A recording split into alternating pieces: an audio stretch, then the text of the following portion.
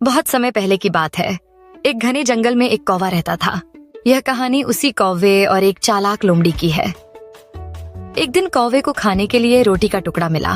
वह खुशी खुशी उसे लेकर उड़ गया और एक पेड़ की ऊंची डाल पर बैठ गया। कौवा अपने भोजन को लेकर बहुत खुश था और उसे खाने की तैयारी कर रहा था। उसी समय एक चालाक लोमड़ी वहां से गुजर रही थी। उसने कौवे की चोंच में रोटी का टुकड़ा देखा और सोचा, अगर मैं इसे बेवकूफ बना सकूं तो ये रोटी मुझे मिल सकती है। ये लोमड़ी ने एक योजना बनाई। लोमड़ी ने मीठे स्वर में कहा, अरे कौवे भैया, आप कितने सुंदर दिख रहे हैं। आपकी चमकती काली पंखों की क्या बात है। मुझे यकीन है कि आपकी आवाज भी बहुत मीठी होगी। कौवा बहुत खुश हुआ, लेकिन उसने कुछ नहीं कहा। लोमड़ी ने कहा, अगर आप एक बार अपनी मीठी आवाज में गाना गाएं तो पूरा जंगल आपका प्रशंसक बन जाएगा। मूर्ख कौवा लोमड़ी की बातों में आ गया। उसने जैसे ही गाना गाने के लिए अपनी चोंच खोली, रोटी नीचे गिर गई। लोमड़ी ने हंसते हुए कहा, धन्यवाद मूर्ख कौवे। इस कहानी से हमें यह सीख मिलती है कि चापलूसी करने वालों की बातों में नहीं आना चाहिए।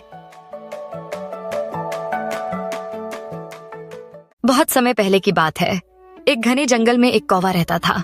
यह कहानी उसी कौवे और एक चालाक लोमड़ी की है। एक दिन कौवे को खाने के लिए रोटी का टुकड़ा मिला।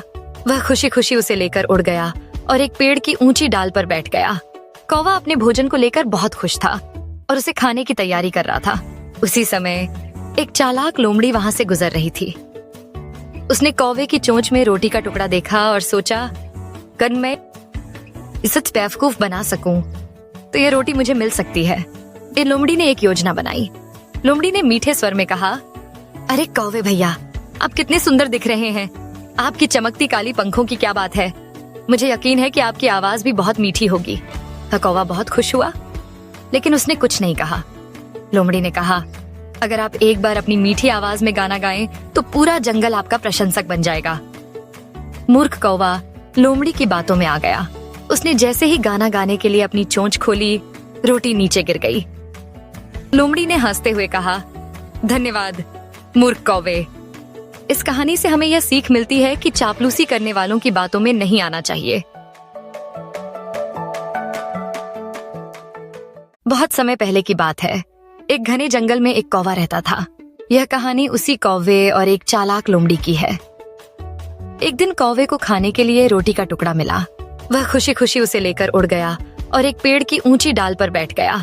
कौवा अपने भोजन को लेकर बहुत खुश था और उसे खाने की तैयारी कर रहा था। उसी समय एक चालाक लोमड़ी वहां से गुजर रही थी। उसने कौवे की चोंच में रोटी का टुकड़ा